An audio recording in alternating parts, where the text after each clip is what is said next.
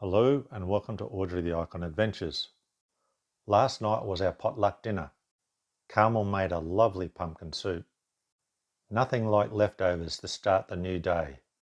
Connie and I have camped down in this area a couple of times over the last few years. During those visits we'd travelled around and been to quite a few of the wineries. We came up with a short selection of our favourites and wanted to share those with the gang, and today was that day. Being that the weather was quite cold, sitting out in the sun, looking out over the vineyard, tasting lovely wine, I could think of no better way than to be with great friends and enjoy a lovely winter's day. Next stop was a boutique brewery that we'd heard about, and the selection was absolutely delicious. The name says it all, Just Reds, and that is all that they make. We were the only people there, so we managed to have a private sitting with the hostess, and again, very, very enjoyable. Time for lunch, off to the Balancing Heart Winery. Again, with the weather being very cold, we ended up with a private table out in the sun overlooking the valley. The food was great. It was just a lovely way to spend some time with great friends. The girls hamming it up for a pick after having a wet lunch. Nothing beats sitting around the fire with great camping friends after a great day out.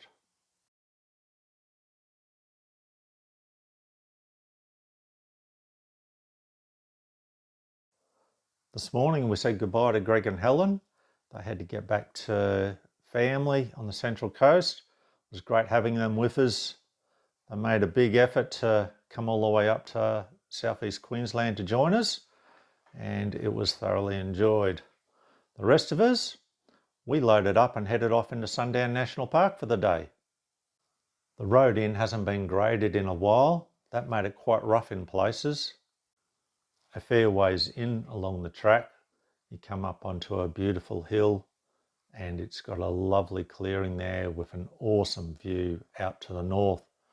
We jumped out there, stretched the legs and soaked it in for a while. This was the first time that Pete and Carmel have driven a road this rough in their mucks. That made it an interesting experience for them. There was some water at various parts along the track in the gullies that you drive through, and this particular spot, it was about 12 inches deep. So I took the opportunity to jump out and film Pete and Carmel coming through, and just to give them a little bit of guidance. Okay, here we are, a bit of a puddle to drive through. Come on down, Pete.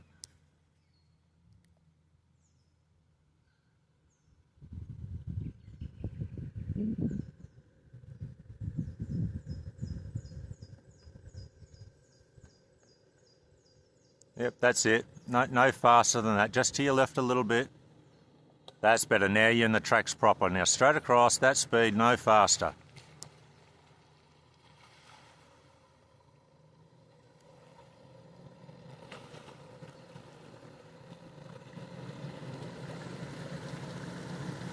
That's it, same speed, just keep going like that. Perfect, you had the water up to the bottom of your doors then. We got all the way to the campground at the end of the track with no dramas.